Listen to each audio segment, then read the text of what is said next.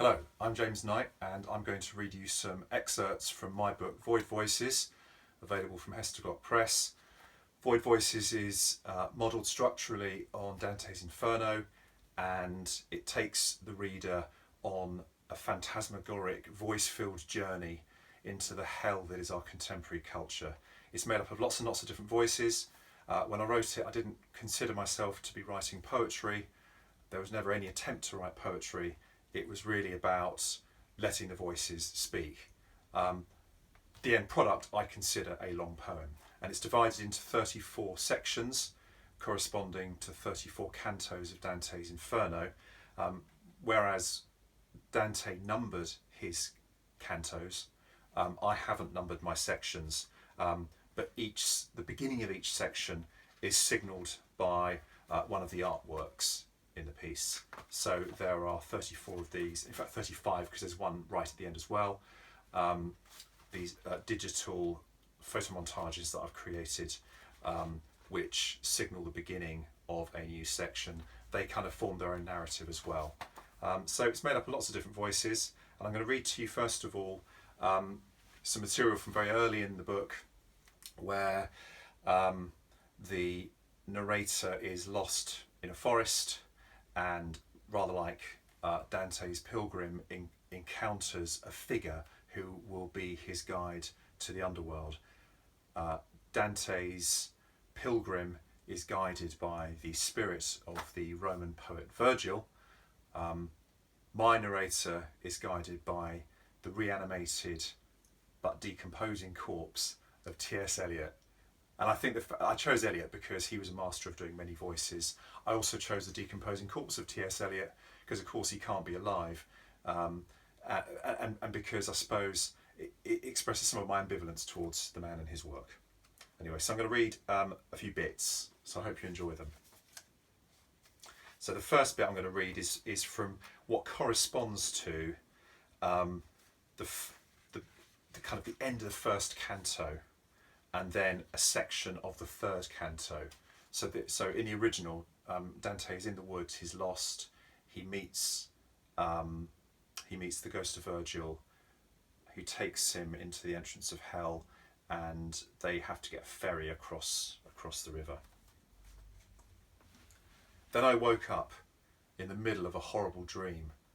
The putrescent corpse of T.S. Eliot stood before me at the edge of the wood, hand extended in invitation, and I took his sticky, pulpy hand, and he led me down into the poem. About halfway there, around the midpoint, at midday or midnight, around the middle of the journey, I lost myself in the deep, dark woods, or what I took to be the deep, dark woods. It was difficult to see. The canopy of trees blocked out whatever light there may or may not have been from sun or moon. About halfway along the journey, roughly halfway to what I took to be halfway, though there was no way of knowing, not really, I ended up, wound up, found myself lost in the woods. Dear God, if you were alive. Always look on the bright side of life. Yet who would have thought the old man to have had so much blood in him? Then he moved on, and I behind him followed. Had to wait ages for the ferry. When it arrived, everyone was pushing and shoving. No one has any manners these days. I didn't have a ticket, of course, but Mr. Eliot explained to the crew that I had special permission from the tour operator to board.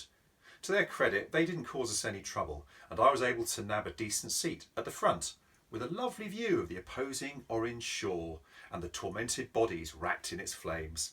Mr. Eliot bought me a bottle of fizzy water, which was very considerate. Needless to say, I necked it pretty sharpish. I was utterly parched.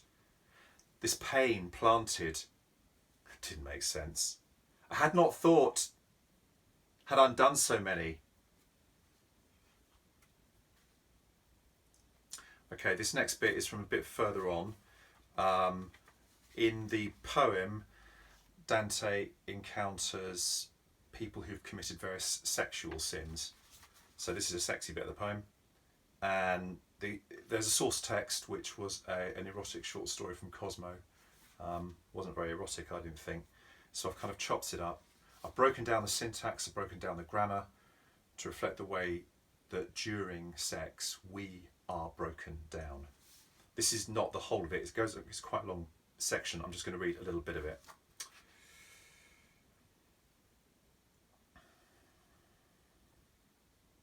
I, the house, myself kissing down, the begin lips, the to me of me. Seaside I, me traces, lifting flicks inside recover mask, the lay and breaking, going and in. Fingers wave fronts my he, the blankets cupping lips. I throat the pool, my finds, tongue skin places. I finger sweaty second, my taste against bow tie, his, and mind handful on until pulls myself, my, me, my. We're moans. He hands my turning as him into, as still the I knowing. Fingers pull top continue me guiding. I explode suddenly while open. Lips and face, the mouth move hard already. Hold round towards, he firmly slams. The edge reach, I, other, thee. Just tearing naked up, as knees and realise deep two after hand. Shh. Nose, arms, his kissing, stepping one. But wooden looks. I, spidering his time. Ridges, my one pull pounding. Greedy sigh, but have inside the my. Doesn't drape. My house falls around violently. The next bit, a little bit further along, lots of stuff from contemporary culture that you probably relate to. Introduced with this lovely picture, which features some Barbie doll faces. Then I woke up. Sadwell posted that the world will end in 3 weeks because of something bad, so I liked it. Rain. Falling on my head like a memory. How much is that doggy in the window? McDonald's proudly introduces the new fresh meat quarter pounder burgers.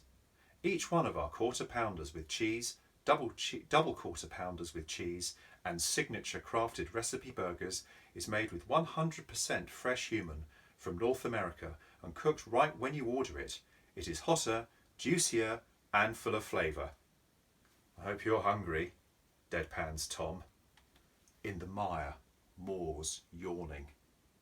The Baby Alive Snacking Noodles baby doll is a little girl who asks for her noodles. Greasy with cooking oil. It's time for a diaper change. Kids can open the diaper to see that she's pooped and clean her up for playtime fun. How much is that doggy? The Clove Club's interpretation of modern British is refreshing and full of surprises, with fresh waste from all over the island, reinvented in creations that put forward natural flavours and playfully mingle with tradition.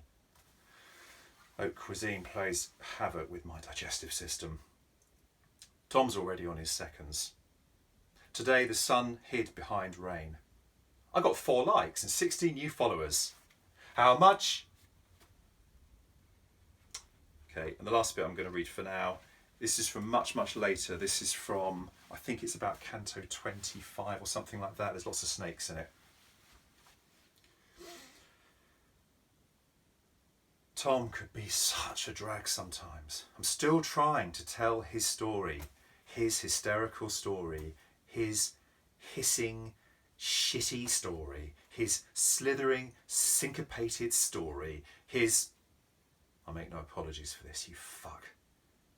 Tom took a drag on his fag. His eyes went yellow, black, blue, green. He at the serpent gazed, and it at him. One through the wound, the other through the mouth, smoked violently. Today, the sun scratched at my door until I woke up and let it in. I got 64 likes and 4,096 new followers. You open the id, and a small snake darts out to bite at your wrist. Her the part smaller of sinuous, waist of a figure, and her itself monster. a text, any text, is an act of violence against reality.